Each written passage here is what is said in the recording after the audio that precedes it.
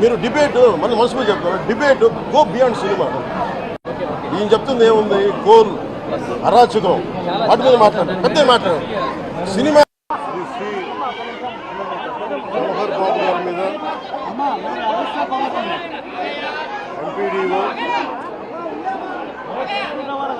MPDO chamber కాలివీడు మండలం MPDO మీద నిన్న మధ్యాహ్నం 1 గంటకి దాడి చేశారు. దాడి చేసిన వ్యక్తి గతంలో లాయరు, గతంలో ఈయన ఏపీ స్టేట్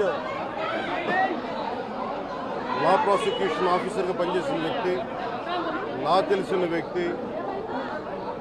వీళ్ళ అమ్మగారు మండల అధ్యక్షులు, మండల ప్రజా పరిషత్ ఆఫీస్లో ఆవిడకి మధ్య పర్మిషన్ ఉంది. సో నిన్న ఎంపీడీఓ దగ్గరికి వచ్చి మాకు తాళాలు కావాల రూమ్ కంటే ఎంపీడీఓ మన జవహర్ బాబు గారు అని చెప్పారు. అది ఎవరైతే డిజిగ్నేటెడ్ వ్యక్తి ఉన్నారో వారికి వేస్తారు కానీ వాడి కుటుంబ సభ్యులకి ఇవ్వమంటే ఆయనతో పాటు దాదాపు 11 మంది 15 మంది దాకా అనుచరులు వచ్చి ఆయన మీద దాడి చేశారు. ఆయన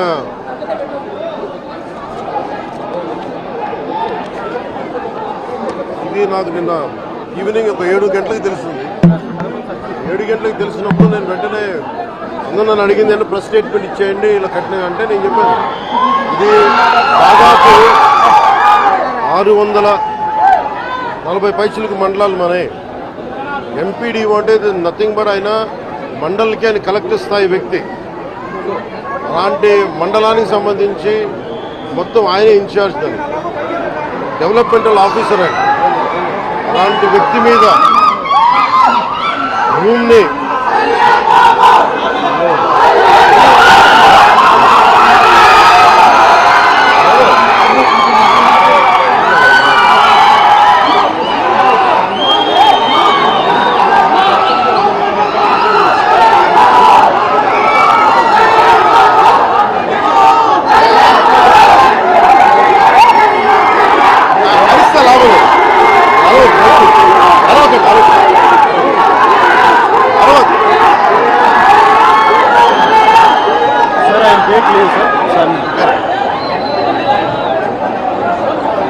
ముందుగా జవహర్ బాబు గారు ఆరోగ్య పరిస్థితి ఎలా ఉందని అడిగారు. వైద్యం సరైన వైద్య విధానాలు జరుగుతున్నాయి లేదని దాని గురించి మాట్లాడాం. అలాగే నేను ఇక్కడికి ఎందుకు ప్రత్యేకించి పరామర్శించి రావడానికి ఎందుకు అనుకున్నామంటే ఇది ఒక్కరి మీద జరగల, రాష్ట్ర యంత్రాంగం మీద దాడిగా చూస్తున్నాం. దీన్ని వైసీపీ నాయకులకి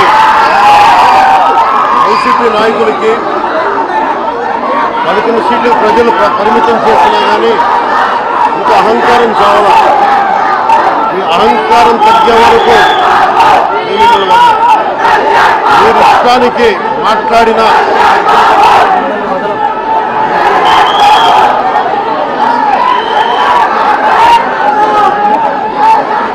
అహంకారంతో కొట్టుకొని మీరు ఈ పరిస్థితికి వచ్చారు.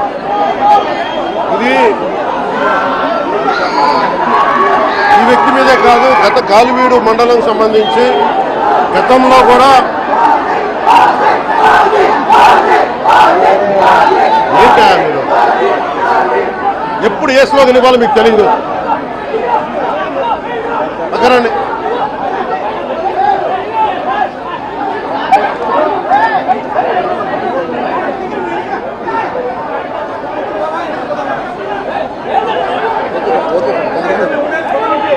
జల్లా సుదర్శన్ రెడ్డి గారు అనే వ్యక్తి ఈరోజు జవహర్ బాబు గారి మీద దాడి చేయడం కాదు, ఇతనికి దాడి చేయడం అనేది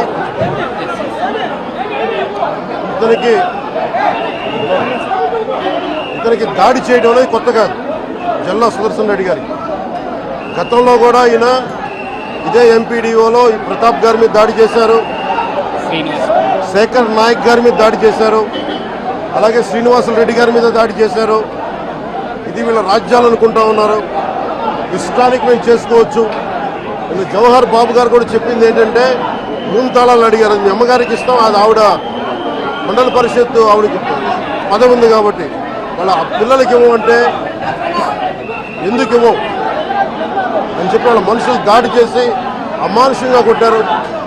ఆయనకి హై బీపీ ఉన్న వ్యక్తి, హార్ట్ ప్రాబ్లం ఉన్న వ్యక్తి, పైగా కూర్చోబెట్టి కులాన్ని దూషించడం. దీనికి వీళ్ళ అహంకారానికి కులంలో ఏం లేదా. ఎవరైనా సరే శ్రీనివాసరెడ్డి గారు కావచ్చు, శేఖర్ నాయక్ గారు కావచ్చు, ప్రతాప్ గారు కావచ్చు, జవహర్ గారు కావచ్చు, ఎవరి మీదైనా సరే వాళ్ళకి ఆధిపత్యానికి అడ్డుకుంటే మటుకు వీళ్ళకి ఇదే. నేను వీళ్ళందరికీ ఇదే చెప్తున్నాను మీకు. ఇది గత ప్రభుత్వంలా కాదు.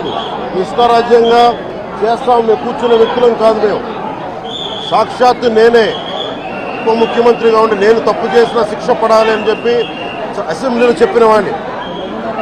అలాంటిది మీరు ఇష్టారాజ్యంగా కూర్చొని అధికార విధులు నిర్వహిస్తున్న వాళ్ళ మీద దాడి చేస్తే ఏమాత్రం ఉపేక్షించాం. ఎస్పీ గారికి చెప్పాం, కలెక్టర్ గారు దృష్టికి తీసుకొచ్చాం. కలెక్టర్ గారు కూడా ఇదే చెప్పారు. నిన్న కొట్టగానే వెంటనే ఆయన విజయవాడలో ఉంటే ఆయన దృష్టికి తీసుకొస్తే వెంటనే ఎస్ఐని కానిస్టేబుల్స్ని పంపించిన సమస్య సాగల. అదనపు బలగాలతో సీఐతో వెళ్తే తప్ప పరిస్థితి కంట్రోల్లోకి రాలా. ఎలా కొట్టారంటే లోపల గడిపెట్టి మరి ఎవరిని రానివ్వకుండా గడిపెట్టి మరి ఆయన అమానుషంగా దాడి చేశారు. నువ్వు ఎలా వస్తావు ఇక్కడికి? ఎవరో వీళ్ళు చెప్పిన మాటలకి తొత్తులు కావాలి వీళ్ళకి. ఈ రోజున నా దృష్టిలోకి వచ్చింది, ఇది మొదటిసారి కాదు. గతంలో ప్రతాప్ గారి మీద దాడి చేశారు, శేఖర్ నాయక్ గారి మీద దాడి చేశారు, శ్రీనివాసరెడ్డి గారి మీద దాడి చేశారు. వీళ్ళకి కులం ఎక్కువ తక్కువ లేదు. వీళ్ళకి అహంకారం నడినెత్తి మీదకి వచ్చి కొట్టుకుంటా ఉంది.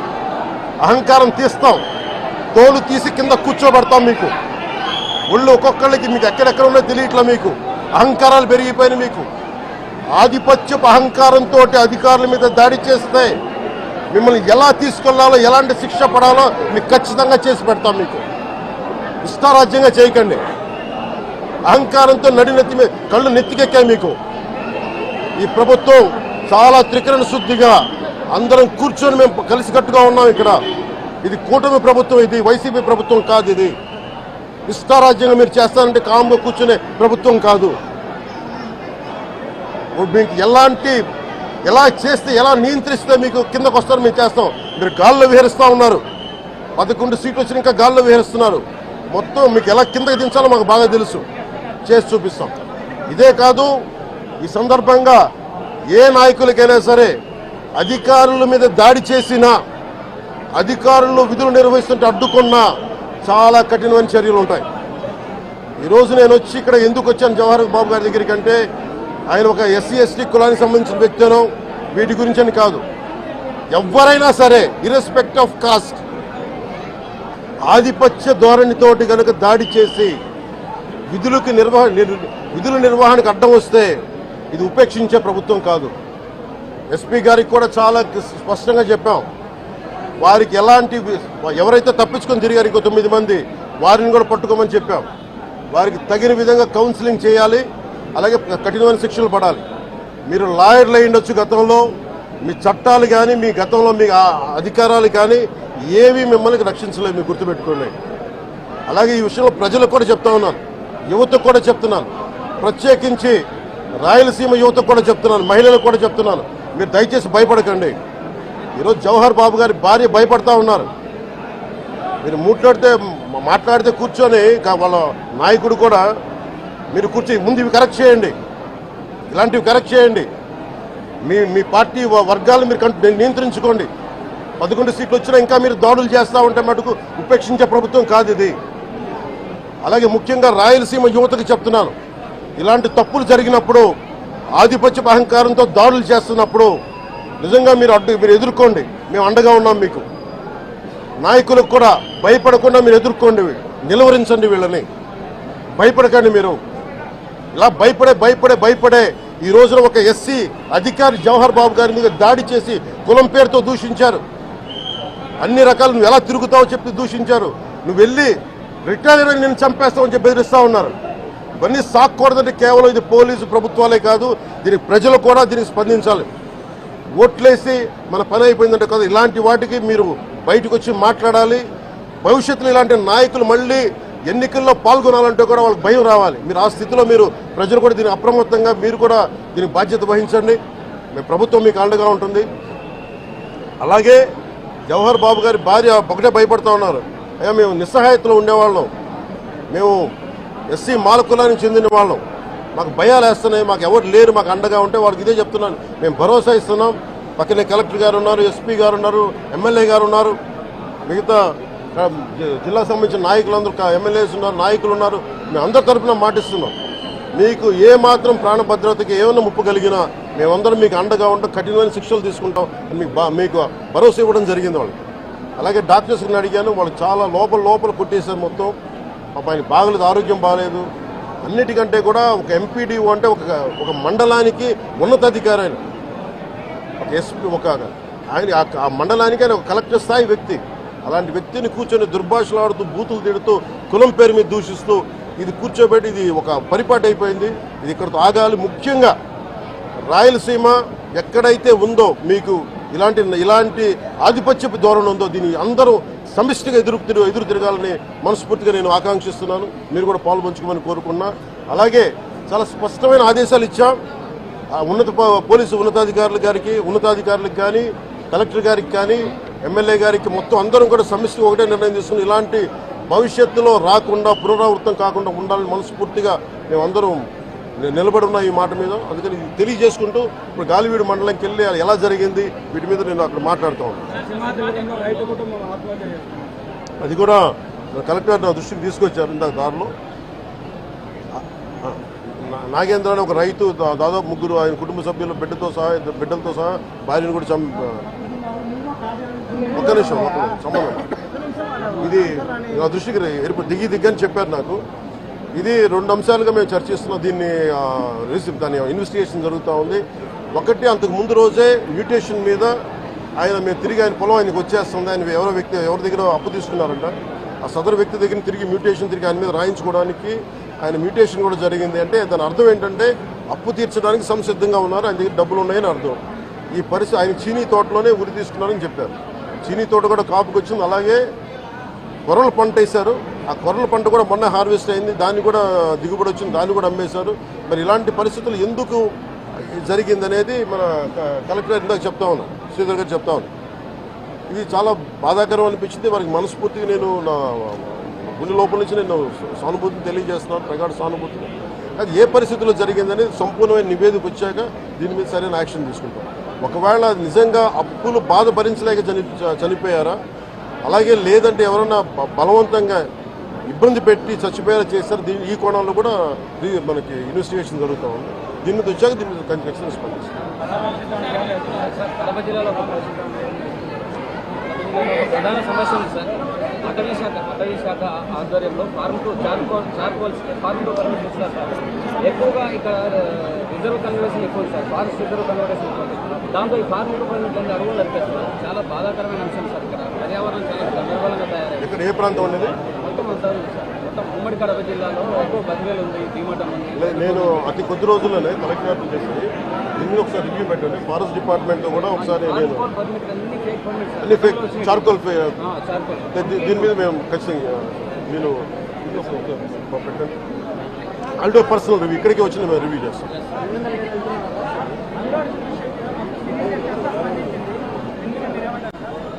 రెలవెంట్ ఇక్కడ మనుషులు దగ్గర వచ్చేంత చేసి వాళ్ళు బాగా లేనారు సార్, తలుపు దాన్ని లోపలికి వచ్చారు సార్. వీళ్ళందరూ కాపాడిన వీళ్ళు కాపాడు సార్. విఆర్ఓ గారు, హరిబాబు నాయుడు మెయిన్ అతను, అండ్ ముని నాయుడు, వీళ్ళందరూ కూడా కాపాడినవాళ్ళు సార్. వీళ్ళందరూ కూడా కొట్టినవాళ్ళు సార్. సార్ ఫస్ట్ ఈ గొడవ జరిగితే కిందకి వచ్చారు. Same report.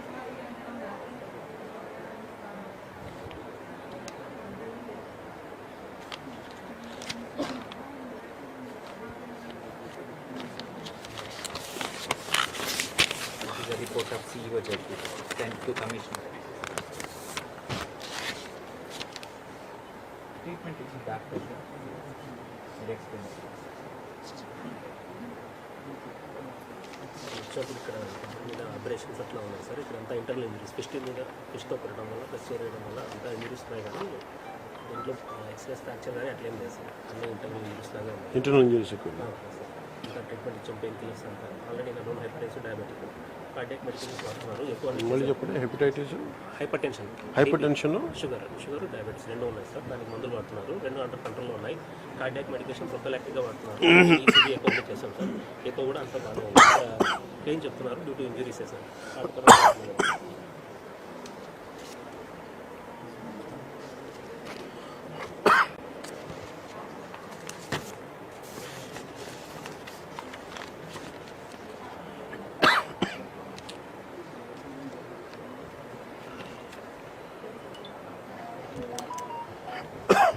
నేను మీకు భయపడగలమ్మా ఫస్ట్. ఎందుకంటే కదా మీకు ఆ ధైర్యం ఇవ్వడానికి. లేదు లేదు, మేము మాట్లాడుతాం, మేము చూసుకుంటాం. ధైర్యం జాగ్రత్త సార్. ఈ విషయం గట్టిగా చర్య సార్. నా ఒక్క నిమిషమే కదా సార్. లేదు ఇది చెప్పుకోలేకుండా నేను మాట్లాడుతున్నాను. నన్ను సరైన యాక్షన్ తీసుకోండి. ఈ సంఘటన వల్లే సార్ మీకోసం స్పెషల్గా వచ్చాము. కంపల్సరీ గట్టిగా యాక్షన్ వేరే పని లేదు. అందరూ చాలా మంది వచ్చి మామూలుగా ప్రెస్ స్టేట్మెంట్కో దేనికో రావాలా? మీకు నేను అది మీకు అండగా ఉండటానికి వచ్చాను.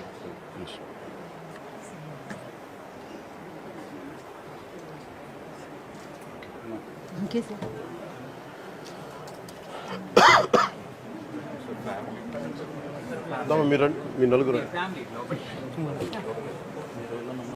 లోపల మీట్రమ్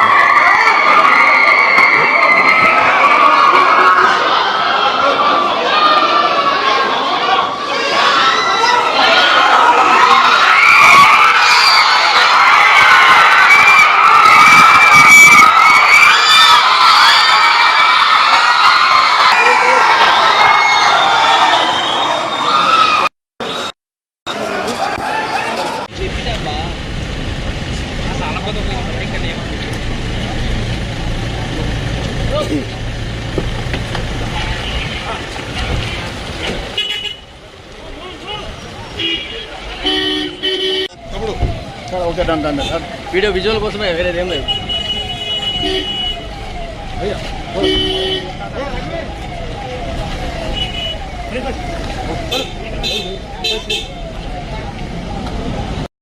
దొరికింది నా car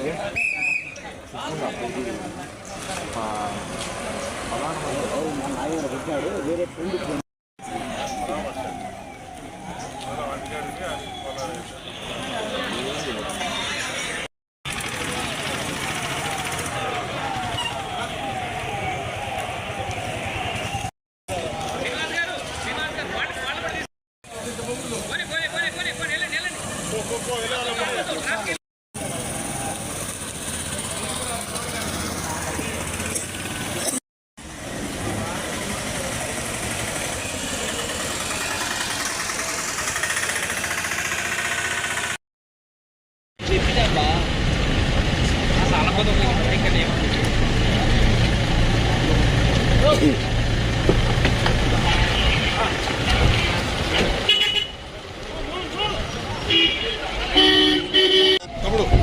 okay done sir video visual కోసమే వేరేది ఏం లేదు